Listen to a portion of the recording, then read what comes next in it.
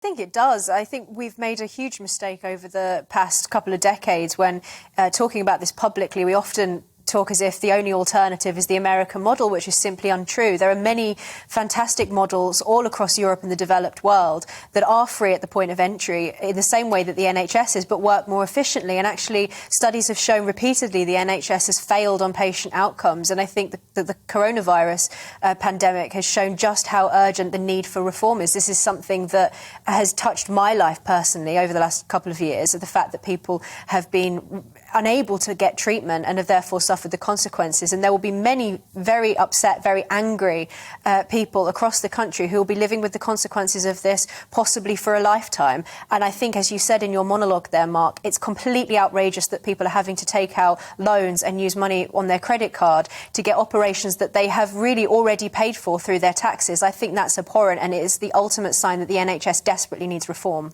And as an organisation, the NHS did become obsessed with COVID, ignoring other illnesses, and that's not the case across Europe. The NHS was an outlier in pursuing something akin to a zero COVID policy, which I don't think was possible given the extraordinarily transmissible nature of the virus.